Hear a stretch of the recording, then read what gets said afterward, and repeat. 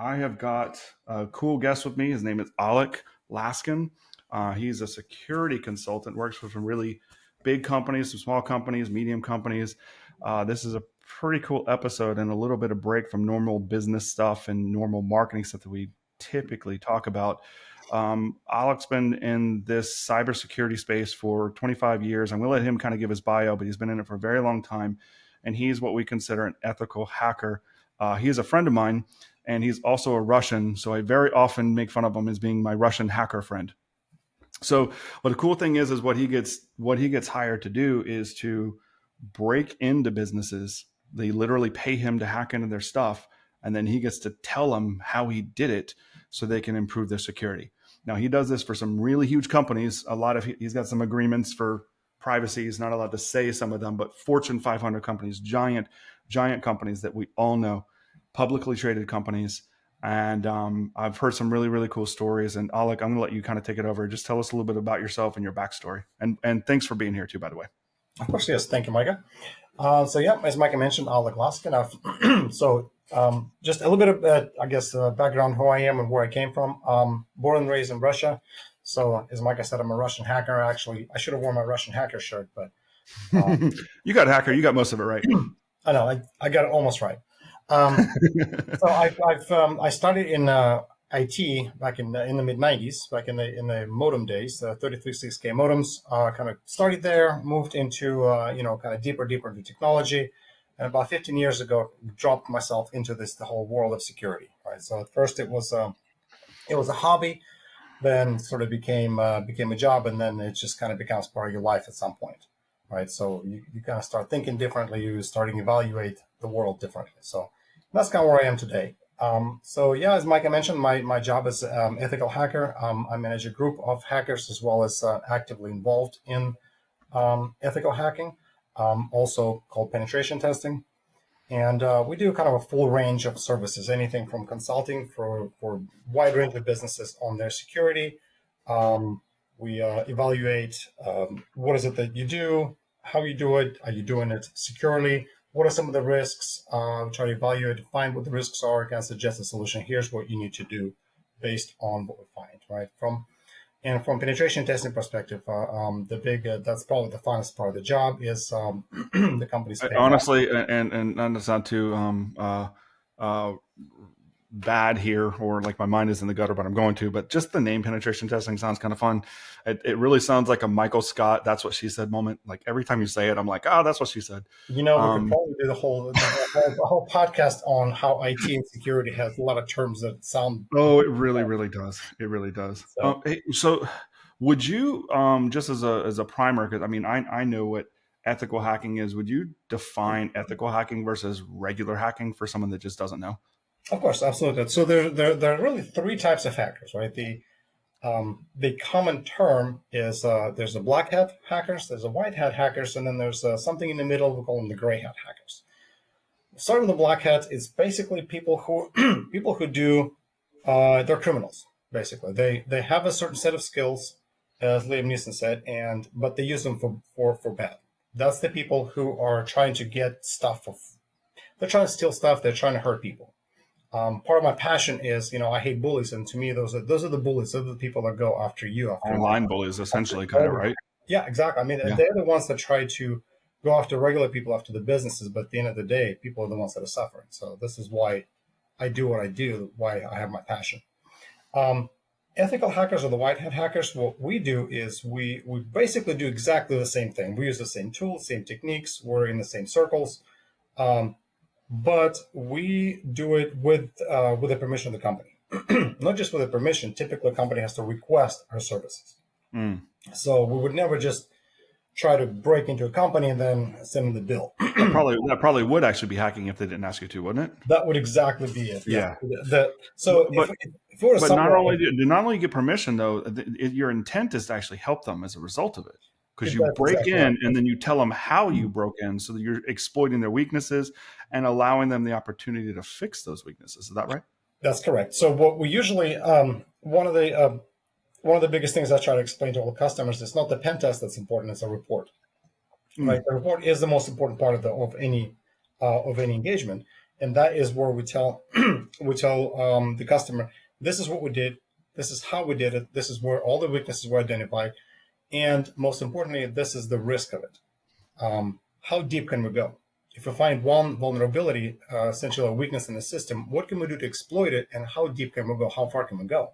And vulnerabilities can range from something really basic, all the way down to taking over the entire company, taking over Okay. not the entire company, but getting all the All the data. IT in a company, all the IT in a Yep. company. Yeah. Downloading databases, getting credit card data, and so on.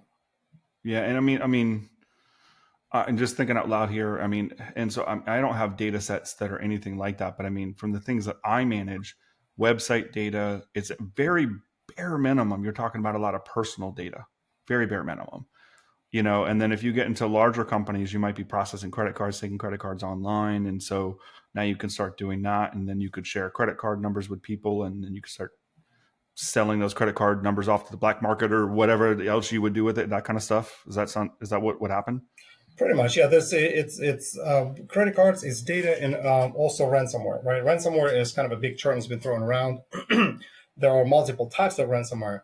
The one that's most common, the one people are familiar with, is where files on somebody's computer get encrypted, and then somebody has to pay to get the files back. Essentially, right? I can How guarantee the how would that? So a hacker would break into my stuff and then encrypt it to where I can't use it, and then make me pay to get it back. correct. Okay, Yep. And we'll that sounds super fun. Like, yeah, not really, but and we'll discuss some of the mitigation things that can be done to either avoid that, prevent that, or how do you help yourself when that happens, right? I'm gonna come back to that. sure.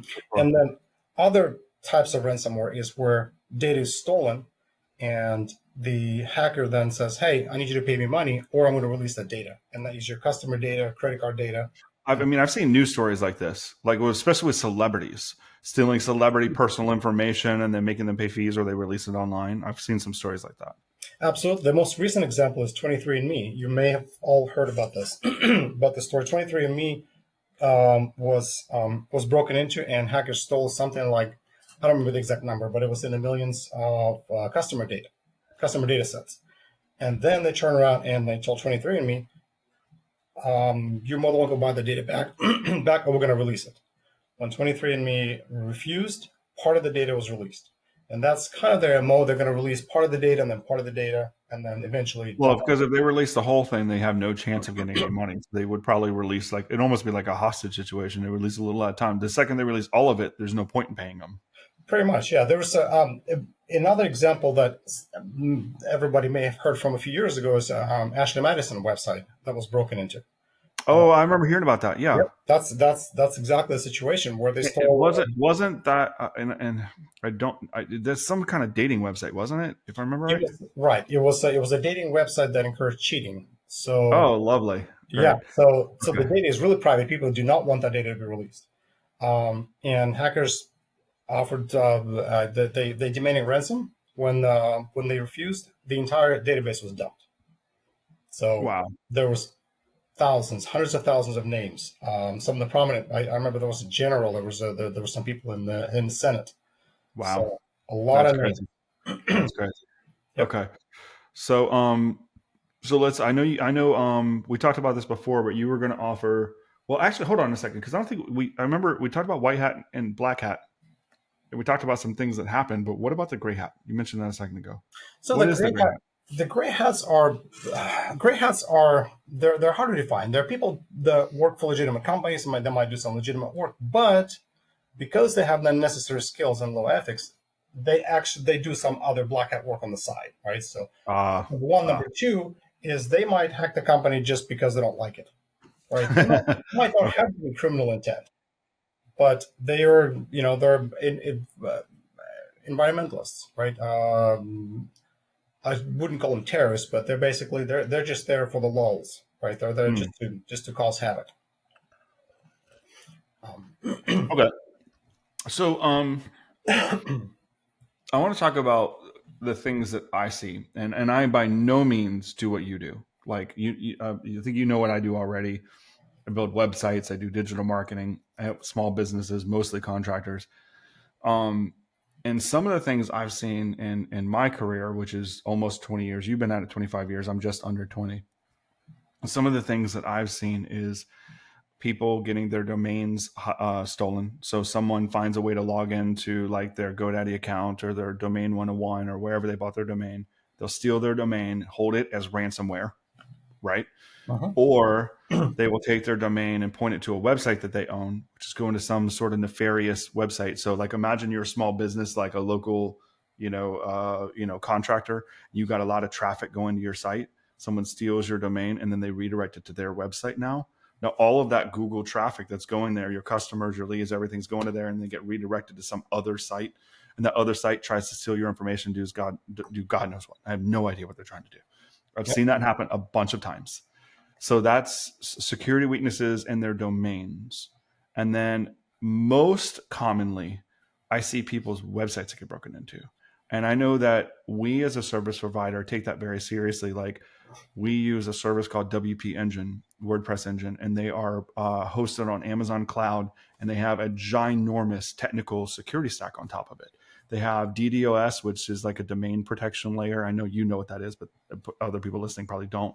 They have all sorts of security functions that try to identify brute force attacking and shut down IP ranges and outside the country stuff, and basically tries to legitimate branch off human traffic versus robot traffic, Uh-huh. which is going to be a lot of it, right?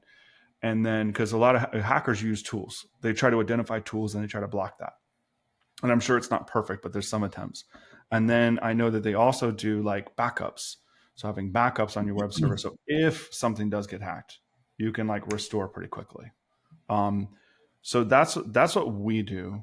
But then I know that we were also talking about like email stuff. I've never seen anyone's email get hacked, but I'm sure there's a lot of vulnerability there. And you were going to talk about phishing today, which is how you get into most of your clients, right? You use phishing schemes and you just get permission to get in almost. And then, so, can you talk about like domain and email and web and what does it mean for like that small to medium business, that company that's like either just starting all the way up to maybe even $10 million. We're not talking about $1 billion companies here. We're talking about the guys that are small to medium. Like Right.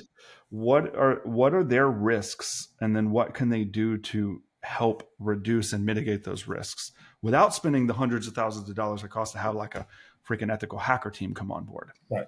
Okay. Well, I kind of want to I kind of want to talk a little bit about misconceptions first. Misconceptions Sure. Fire away. from small medium sized businesses about security risks. Um, the number one misconception I see, and I work with a fairly wide range of companies, and I'm not a sales guy, but I do a lot of pre-sales calls, and this is where our salespeople go in, and I, from the technical perspective, kind of explain certain things, kind of help them guide the client through that. One of the first one I see is we're not big enough of a target.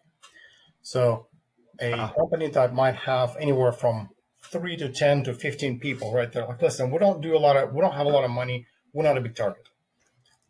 Truth is, cyber criminals don't care. Number one. Number two, they understand the medium-sized businesses do not have the budgets. They do not have the proper security in place. They're most likely just some people working from home. They started their business. They might use some cloud-based services. They might have an office, but they're not big enough to have adequate security. So that's probably the biggest one I hear. Another one I hear often is, "Hey, we have antivirus. we're in the cloud. We have antivirus on our laptops. That's all we need, right?" Yes and no. Your threat surface is reduced, right? You have a few laptops. You have some people work from home. You're kind of an Amazon-based WordPress, WP Engine on your in your example, for instance. But you are still a target. The biggest target is that 90% of the time I see hackers get in from the outside is phishing. Most Okay. companies. What's phishing? So everyone knows what that is. Okay, so phishing is where me as a hacker, I'll send an email. I target specific. I will try to back up a little bit. I'm going to briefly explain the entire process that I typically go through, that a hacker would go to. Okay. If I have a target, let's say search, click, grow. My first thing I'm going to do is I'm going to do a complete search of the company on the internet. Everything I can find in what's called open source intelligence. I'm going to figure out who you are, what you do, Do you have Facebook pages? What your interests are? What are your phone numbers? What is the email provider you use? What is the email format you use? Who are your employees? Right? I'm going to gather all the information. Number one. Number two, I'm gonna start sending out emails, and most of the emails that people see in the just basic spam and phishing email they see in their Gmail box that goes straight to trash is stuff like, hey, you have an Amazon gift card, click here. That's not what we do.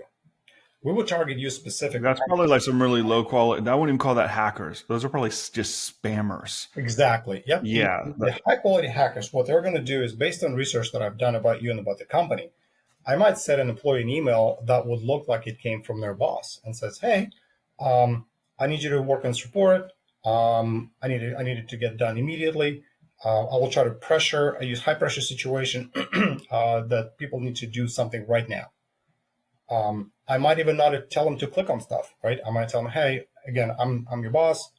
I will include a link, but I'm going to say something like, I saw this news article. I think it's very important for us to react. Let me know what you think. I don't tell them to click on stuff. People are more likely to click on things. There's a lot of psychological kind of behavioral tricks that go into phishing. And we get about 30% click rate, right? It doesn't sound like a lot, but remember, I just need one person. So in 10 people company, that's 3 people. I just need one. Once that person clicks on the email, malware installs. It either installs malware. It will also, along with it, will probably prompt you for a password for something. It might look like a company portal.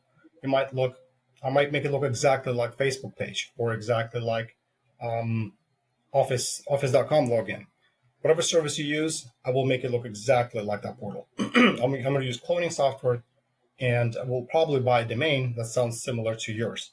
So, for instance, Click Search Grow, I might buy Click Search Grow or something simple, Yeah. but something Something, looks exactly like something where no one would realize that it's different. exactly. Yeah. I'm going to make it look exactly like what you think it is. Office.com domains. I might buy something that looks like Microsoft domain or Gmail domain. They're highly monitored by I don't need them for long. They will probably get disabled. Microsoft, Google, Apple, they monitor the World Wide Web for those sites. I don't need it on long. I just need it for a couple of days.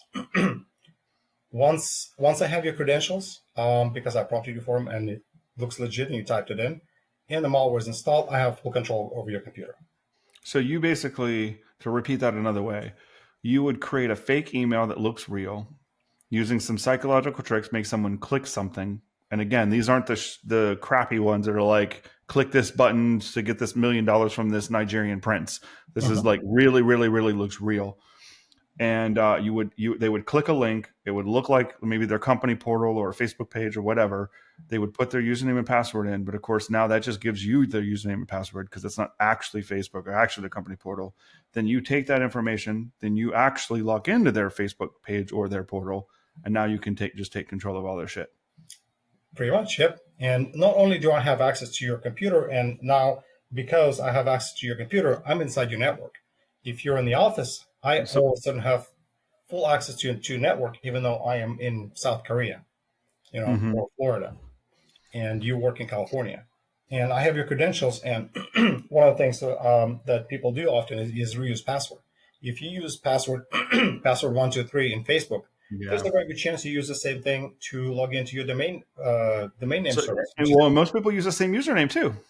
So that username and or password. And I'm guilty of reusing username. I'm guilty of that. I have a username I came up with in the 90s back in AOL days. I'm that old. I know you remember AOL. And then normally it's my email, but occasionally it might be that username. But I do not reuse passwords. I do not. I'm not guilty of that cardinal sin. You're ahead of a curve then, because people often do. Yep. There's a technique called credential stuffing. Yeah. And which means that if I have Micha@gmail.com with password 123, I'm going to try that. I have a list of thousands of websites that require login. I'm going to try those credentials on all of them. Mm-hmm. It's very quick, it's automated, and I'm going to use some service based in Romania. Mm-hmm. And chances are, if you reuse your password, I'm gonna get somewhere. And that you mentioned stolen domains. That's typically how domains get stolen. It's This is because one of of the the ways. phishing, and then they get the logins, and then they just assume it, and they go to GoDaddy and Domains 101, whatever, and then they find it. Yep. So let's talk about mitigation, right? It is. I think it's important to mention that at this point, what can you do to protect yourself from that? Number one, use two-factor authentication. Most services today offer that. Most. Facebook, Google, really any And two service. factor is just where you log in and it sends you a code, and then you have to like put the Yep. code in to log in, and they'll send it to you like your cell phone or your email or something. Right. There are ones that will send you a text message. You can also use a password. You can use authenticators. Google has one. They're free. Google has one. Microsoft has one. There's one with Duo. They're all free. I highly recommend Google because you can keep all your authentication tokens in one place. What typically happens is you type in username and password, and it's going to say, "Hey, I need you to give me this 6-digit code." You look on your phone, find the service, type in the 6-digit code. That code rotates every 30 Dude, seconds. I even have that. So I do Google Ads, right? Mhm. Every day, literally every day, when I log into Google Ads for my clients, and if you're one of my clients, you should appreciate this. When I log into my Google account to manage my clients, it two factors me every single day. And this is the only two factor authentication I've ever seen, because normally it's like a text code or an email code. This one makes me open my YouTube app, but on my phone. So I'm on my computer with Google Ads. It makes me open up YouTube on my phone, but it's the same Gmail, it's the same Google account.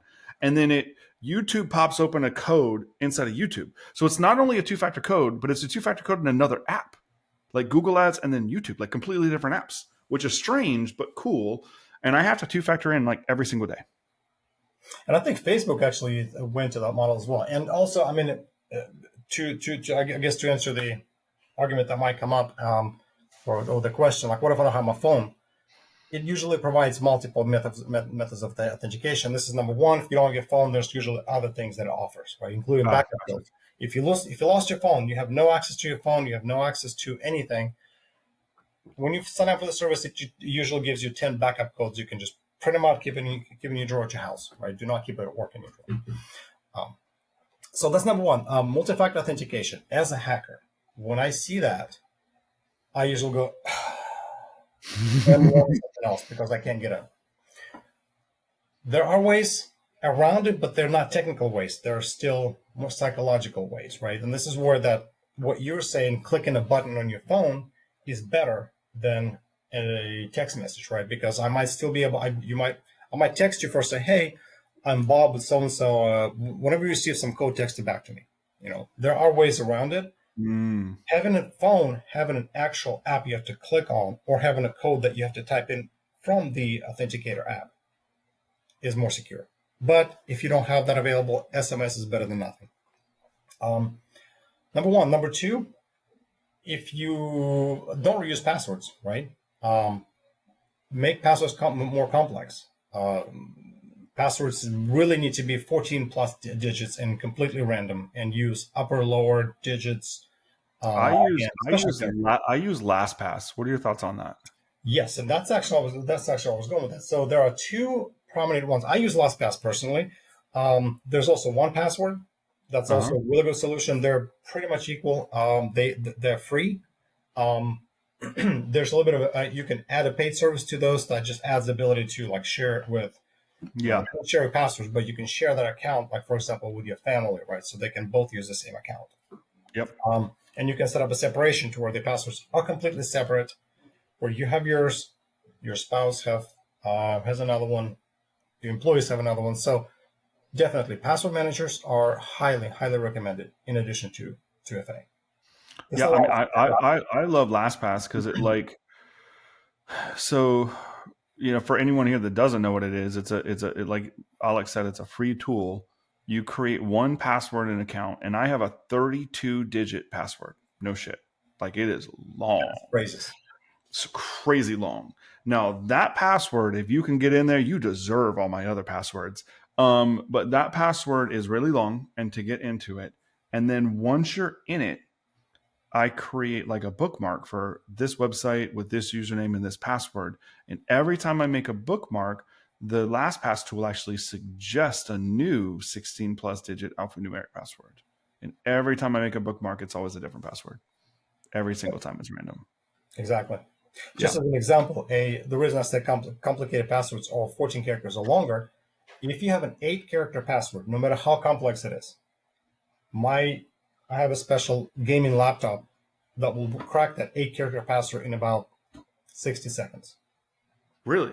Yeah. 8 characters, 60 seconds. There's another technique that we can probably discuss at another time where a hacker can steal password hashes, right? This is a whole different story, but let's just say I have a password hash, which is basically your password that's scrambled in a specific way. Encrypted. Yeah. Right. It doesn't look like a password, right? Yeah. It just typically long string of characters.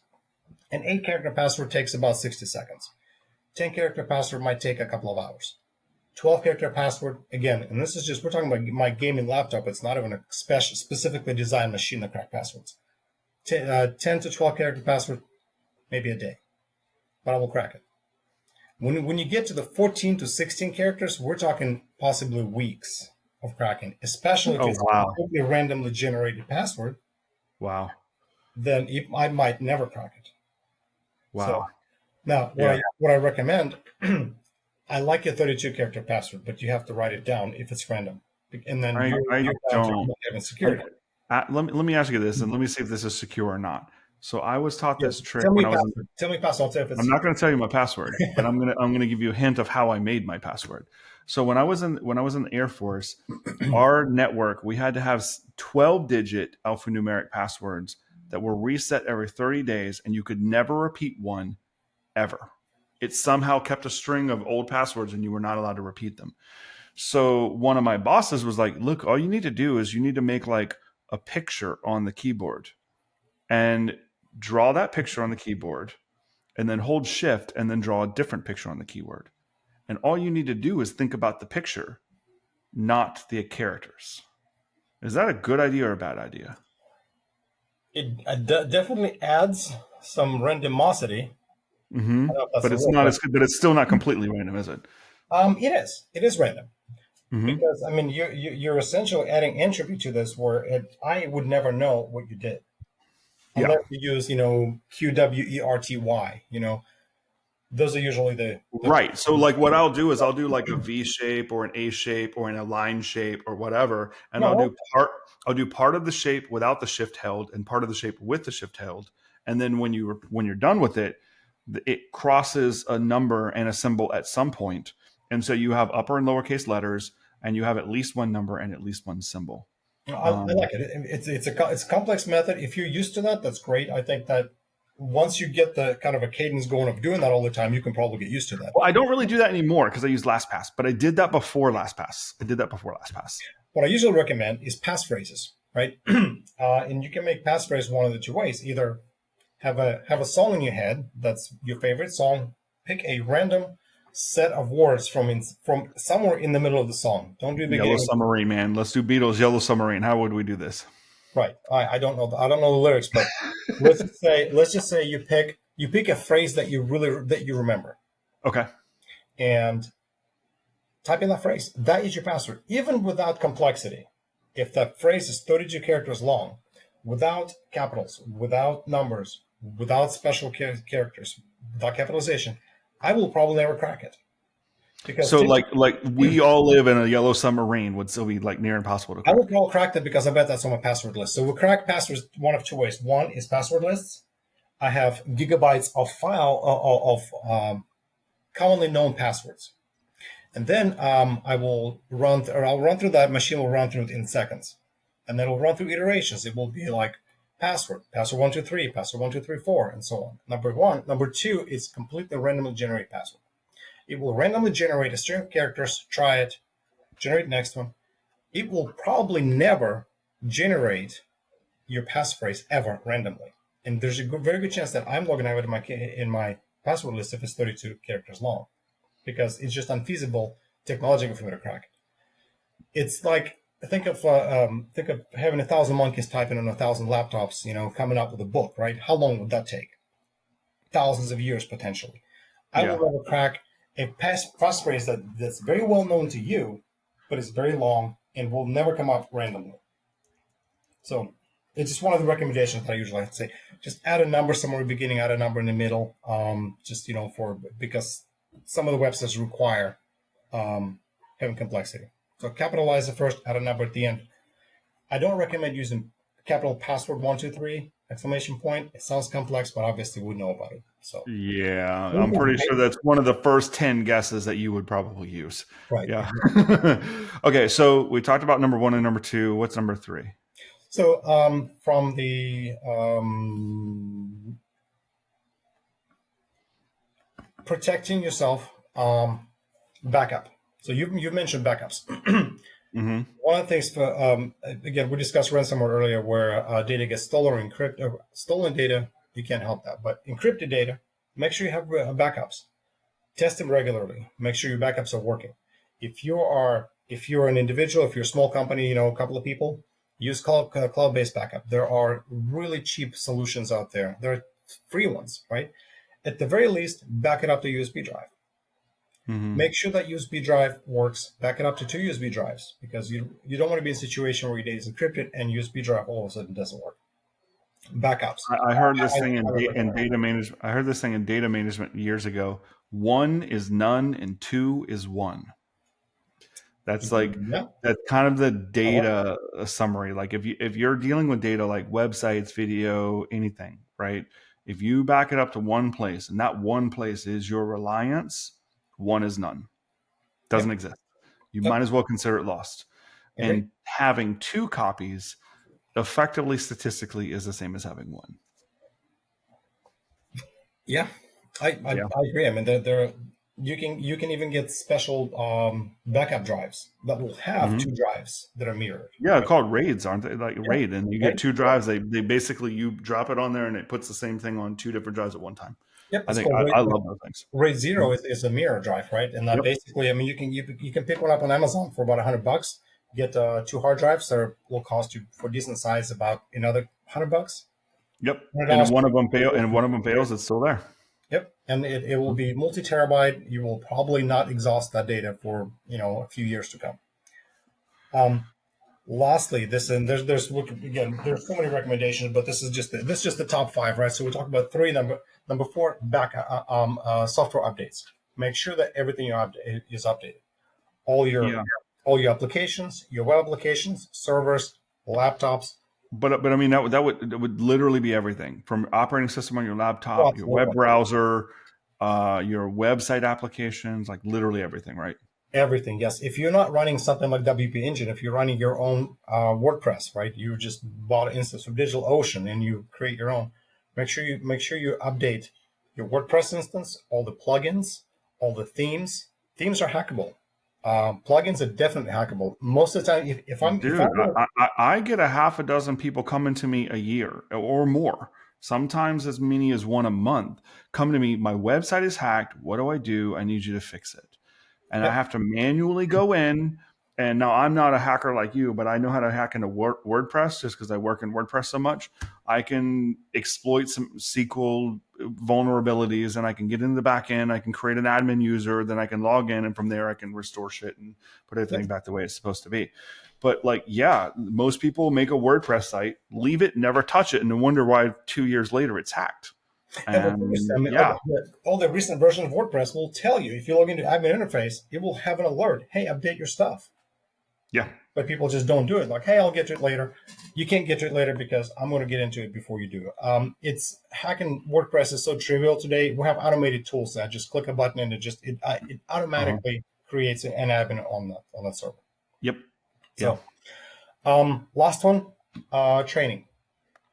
Train your employees. Right?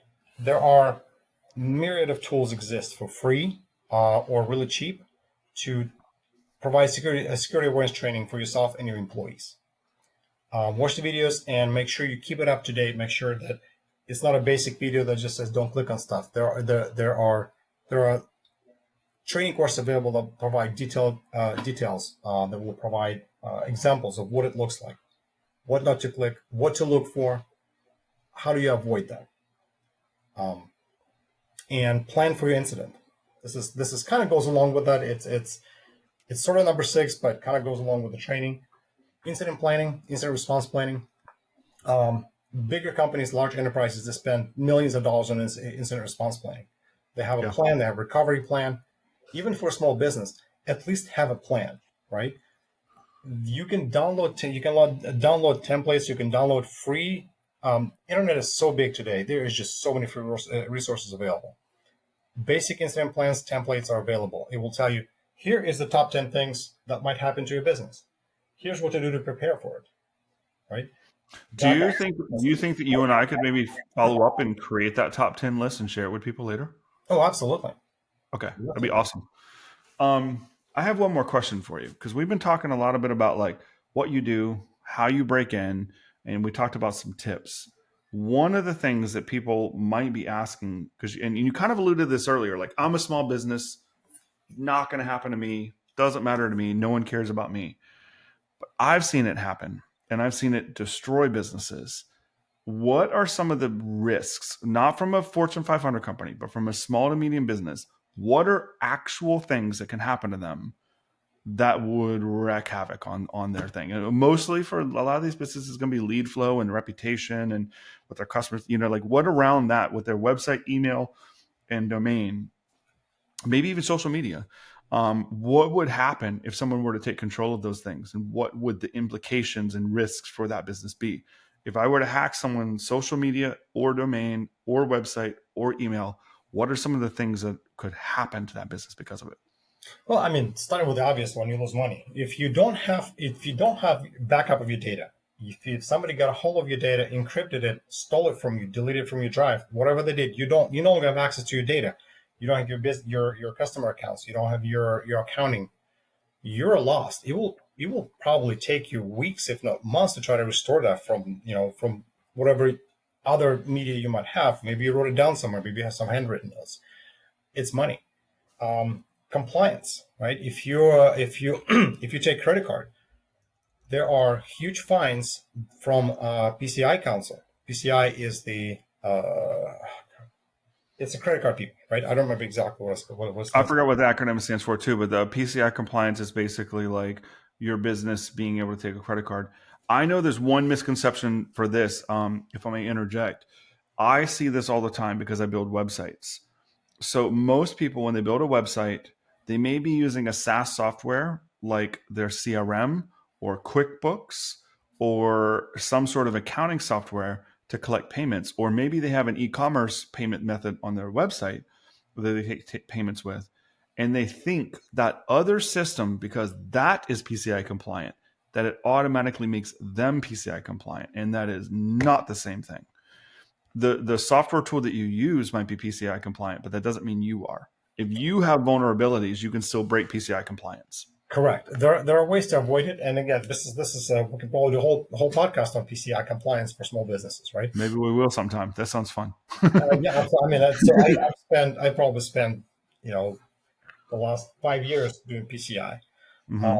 so I can talk about that for days. But each stolen credit card carries a fine. So if you lost credit cards and you, let's say, lost 1,000 credit cards, you might end up paying a fine to the PCI Council. Um, Actually, technically, you'd be paying fine to Visa or Mastercard because they're the ones that control the PCI. They're the ones that come up with the rules. PCI is just a governing body. Um, you might have to pay fine. It could be in thousands, if not hundreds of thousands of dollars. And Okay. if you won't, there's not really a penalty for it other than you can no longer accept credit cards. Hmm. Which you can imagine if online business that only takes Uh, cash check, yeah. that's the end of Well, business. I mean, honestly, most of the companies I work with are local businesses, but they still are forced to take card payments because that's just what most people want to do. Right. I mean, who Yeah. cares cash? I almost never have cash in my pocket. Yeah. Absolutely. Well, I mean, yeah, I mean, most people just want to put things on credit cards. There's so many people that do. Okay, so stealing data, PCI compliance fine. What about like one thing that I see is like brand issues, like destroying your brand. Like if your website gets hacked and taken over, that doesn't really look good from like a public perception standpoint. Right, a reputation damage, absolutely. Yeah, it doesn't seem quite as financially impactful, but it is, because you lose business. You might in today's culture. I mean, if somebody posts something on your website because they took it over, and it's if they post something inappropriate, if they post something illegal on the site, that is you. You're responsible for your site, and in public opinion, that's you. You did it. Mm-hmm. You will lose customers. Mm-hmm. Absolutely. Um, Not to mention that you might never be able to recover. You have to change your name, move to a different country, and move to South Korea. Is that why you moved to America from Russia? That's right. Sorry, bad Don't joke. tell me. Bad joke. You just. Don't tell me. Oh goodness, that's fun. But Yeah, yeah, there's other regulatory risks. I mean, brand reputation honestly is the one that I usually bring up is often. that brand reputation seems to me from not being in the hacker space, right? I'm not in your world, but from my perception, I would think that would be one of the bigger ones. Like you think about like if someone's hacking a giant company like I don't know like Amazon or eBay or one of these giant companies, right? The implication there is they can get all sorts of people, users, passwords, credit card data. They could steal hundreds of thousands of millions of credit cards. That's not going to happen with an average service-based or local business. That part's not going to happen, right? But there's still other things that could, right? They could still get customer lists and they could start phishing schemes on them. They Right. could, And still, you know what I mean? if we go to some of the extremes too, I mean, you might face criminal prosecution. Let's say somebody took over your site, somebody took over your server, and they're using that as a jump station to do other nefarious activity. You're not responsible for it. You can prove you're not responsible, but it will take you weeks, if not months, to prove it. By And then, legal fees and all that other stuff. right, you could get arrested. I mean, if somebody's hosting kiddie porn on your website because they took it over, you will get arrested 100%, and it will take you years to recover from that. The So, reputation alone might be non-recoverable, oh, even if you absolutely, legally come out. Yeah. absolutely. I mean, your Yeah. personal reputation, because you're going to lose your So friends and family over this. I primarily work with contractors, but throughout my couple of decades, I've had other clients, mostly friends, that have been non-contractors. Like, hey, I know you do this, and that's not exactly what you do, but could you help me? I had a dentist website that I worked with over in Green Cove Springs, which is like kind of southwest Jacksonville, and they were friends of friends. So we did their website, we did security, all that kind of stuff, and then we were doing marketing for them for a while. And while they were our clients, we did all the security things that we needed to do. We kept their site safe, had backups in place, etc. Monitored their website frequently, updated their website all the time, had two-factor, random passwords, all the kind of basic security stuff you'd want to do, stuff that you talked about today. But then they decided they didn't want an agency, so they let us go. And okay, no big deal. Like 3 years later, they sent me an email like, "Oh my gosh, look at my blog." There was no joke over 100,000 blogs on their website, and they all had links to porn, gambling, child pornography, uh, phishing schemes. I mean, you name it. Like every other blog was going to something else nefarious. It was insane. Um, and there was a local dentist that maybe did $5 million in revenue a year. Maybe. I remember doing a penetration test on one of the clients in healthcare a couple of Mm-hmm. years ago, and as I'm finding a vulnerability on the website, as I'm breaking into it, I noticed that there's people already on it. Literally, as I'm logging into the site, I'm logging into the server through the cracked vulnerability. There are people on it already. There's hackers there already. So let me get this right. You hack into a site and realize there's already hackers there. Yes, and they were there live doing stuff. That's fun. So they found this vulnerability, and they're already on it. And so we had to shut it down. Obviously, I mean, after some investigation, we found there was 6 threat groups from various countries that used that server as a jump base for a variety of stuff. Oh, So wow. they share that Wow. information. They're like, hey, by the way, you guys want a free server? Here you go. You know, Bob's Backhoe and web internet services.com. Here's the user ID and password. Here's a backdoor created. They share it. They sell it. It's another commodity.